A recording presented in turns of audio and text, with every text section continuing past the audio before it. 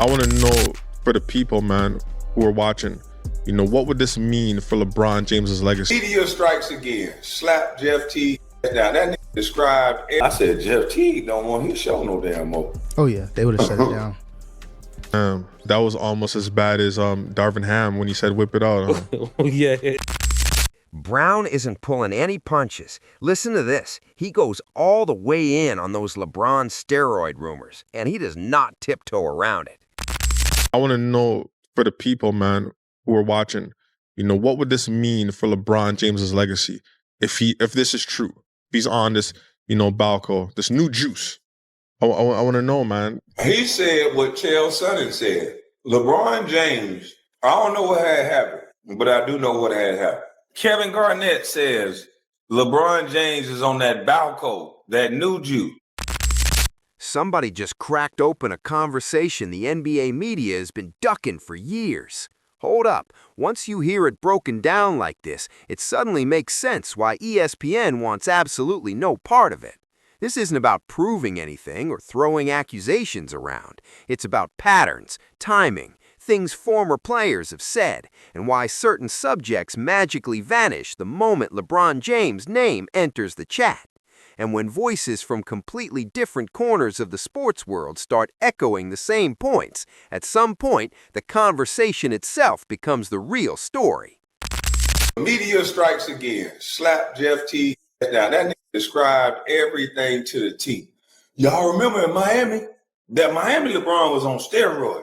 Remember, he was a little bit slow. He was big. They started testing for HGH. He said it all. They started testing for HGH.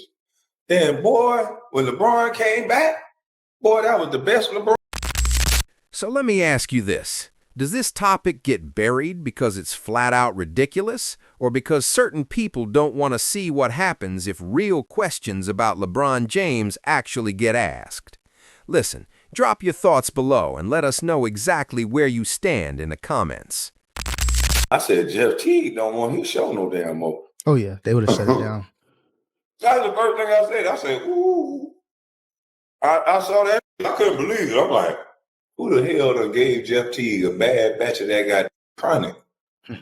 But this damn sure gonna end his career. Oh yeah. He was just on the money train talking about Kobe. And then this got the nerve to flip it and start talking about LeBron. I said, boy. Brown didn't accuse LeBron of anything, let's be clear. He simply echoed what others have already said publicly, and then raised the one question nobody else wants to say out loud. Listen to this. Why does LeBron James exist inside a media bubble where certain hypotheticals are completely off limits? Every other superstar in sports history gets questioned, dissected, and speculated about from every possible angle. But the moment it's LeBron, the conversation just shuts down instantly. He said what Chael Sonnen said. LeBron James, I don't know what had happened, but I do know what had happened. LeBron James with the Cleveland Cavaliers. He went down to Miami to get in shape. He was down there for about 2 weeks. So he came back, turned into Superman again. I'm just saying. The moment that really lit the fuse was Jeff T going on his podcast. Listen, he made comments about LeBron that instantly exploded all over the internet. He brought up LeBron's physical changes, the timing of certain breaks, and how dominant he looked once he came back. And whether Teague was dead serious or half joking doesn't even matter anymore, because what happened next told you everything you needed to know. Within hours, he was backpedaling hard. Suddenly, it was all just a joke. Suddenly, that's not what he meant. The entire tone flipped. That was almost as bad as Darvin Ham when he said whip it out. Oh, yeah. That was crazy. My bad. Crazy. That was crazy. Yeah. But the way KG said it and the way Paul Pierce reacted to it, it's kind of like, we knew about this. Like, he didn't say, whoa, what are you talking about? Like, there was no Brown caught it immediately. Hold up. He pointed out how fast the energy shifted, and then posed one simple question. If it was really just a joke, why was it walked back so aggressively? Why did it feel less like clarification and more like straight-up panic control? Jokes usually don't require full-blown damage control. And that's when he tied it into a bigger pattern involving LeBron, clutch sports, and that invisible line nobody wants to cross. What LeBron did. Like, other basketball players will hear what LeBron does and go, well, yeah, but that doesn't matter, right? It's like a baseball player and you're hitting a stick out of the way. It doesn't matter. It's like, no. If you knew what these performance enhancers did, then you would know why it does matter. What do you think he's there's doing? only one. We have the same drug guy, if you will. I know exactly what he's doing. But there's only one golfer. Please tell. There's only one golfer. I'm not going to, but there's only one golfer that follows the big three. And the big three is EPO, growth hormone, testosterone. That's the Lance Armstrong diet. There's one golfer, but it's Tiger Woods. Like, yes, it does matter. People will say it all the time. It doesn't matter. John Daly won it. It's like, it matters. Trust me that it matters. EPO matters. It's the reason LeBron takes it. It matters. And if other basketballers understood what it did, EPO increases your red blood cells, which gives you endurance so you can play all game long. You can shoot in the fourth More quarter red blood just like cells, you more shot in the oxygen fourth in your minute. red blood cells. Okay, got you. It's the king of performance enhancers. Then there's KWAME Sonnen, not an NBA insider, not hunting basketball clicks, just a UFC fighter who publicly claimed he and LeBron allegedly used the same doctor. That's not subtle. That's not vague. And here's the crazy part. Sonnen said it more than once. Never got sued, never got silenced, and never walked it back.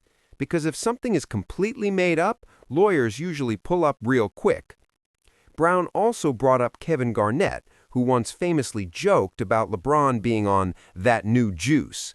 People brush it off as trash talk or locker room humor. But hold up, look at the pattern. The jokes keep orbiting the same topic, the same era, the Miami years, the physical jump, the mysterious breaks, and then the silence. That's where it starts getting interesting. Brown zeroed in on the Miami transformation. LeBron leaves Cleveland for a short stretch and comes back bigger, stronger, faster, more explosive, and durable than ever. And remember, this is already a genetic freak we're talking about. Yet somehow, in his late 20s, he levels up physically while playing one of the most punishing styles in basketball history. Driving nonstop to the rim, absorbing contact, hitting the floor, popping back up night after night, season after season. That doesn't music prove anything. What matters is that people noticed. Players noticed. And when players notice something, that holds more weight than fans tweeting from their couches. These are professionals who understand training, recovery, and wear and tear. They know what normal is supposed to look like. And many quietly admitted that during that stretch, LeBron didn't look normal. The HGH testing timeline is another piece of this puzzle. It's been mentioned by insiders, hinted at by Jeff Teague, and fans have been connecting dots for years. The NBA announces HGH testing, and suddenly LeBron's body changes. Still elite, still dominant, but slimmer, less bulky, less superhero. Again, this proves nothing, but it's a coincidence mainstream media never touches. And that's the real issue. Not guilt, not innocence, silence. ESPN will argue LeBron versus Jordan forever. Rings, finals, teammates, coaches, music, eras, hand-checking, spacing, you name it. But they'll never ask the real what-if question. They'll never say, hypothetically, if LeBron James used performance-enhancing substances, how would that impact his legacy? That conversation doesn't exist. Not once. Not ever. KWAME explained exactly why. LeBron isn't just a player. He's a business. He's connected to TV deals, shoe contracts, agencies, podcasts, media personalities, and entire networks. Too many people make money off LeBron being untouchable. So the topic doesn't get shut down with debates. It gets shut down by never being started. That's why Jeff Teague's reaction mattered. The speed of that backpedal told the whole story. KWAME said it looked like somebody made a phone call. Maybe that's speculation, maybe it's coincidence, but when a former player suddenly sounds nervous, suddenly says, "I was just joking," and tries to laugh it away, people notice. KWAME also pointed out that LeBron constantly talks about spending millions on his body, but never gives a real blueprint. No step-by-step breakdown, no real transparency, just fuzzy buzzwords, treatments, recovery, supplements, science. Rashad McCants voiced that same frustration. If everything is clean, legal, and replicable, why isn't there a clear public roadmap for longevity, like we see with shooting form or strength programs? Other athletes age on schedule. Kobe broke down, Wade broke down, Duncan slowed, Shaq declined. LeBron, a coast-to-coast freight train living in the paint, somehow pushing past every known curve of athletic aging, still sprinting, still dunking, still logging heavy minutes at 40, even talking about playing till 45. That doesn't prove wrongdoing, but it does raise eyebrows. KWAME's point isn't about skill. Nobody questions LeBron's IQ, passing, vision, or dominance. The question centers on the body, durability, recovery, and longevity that feel almost too perfect for the miles he's put on.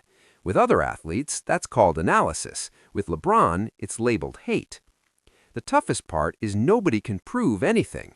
KWAME admitted Chael Sonnen can talk freely, Kevin Garnett can joke, Jeff Teague can slip up, but without a failed test or a paper trail, it stays in the gray, and the media prefers it that way. Gray means no lawsuits, no accountability, no uncomfortable conversations. KWAME also pointed to LeBron's inner circle popping up in past investigations, names linked to performance enhancement labs appearing around him, and how nothing ever sticks. Again, not proof, but context. If you're tired of selective outrage and media silence, subscribe and drop a comment telling me what you think is more likely, that LeBron James is a once-in-a-lifetime genetic miracle, or that modern sports science is doing more than anyone wants to admit.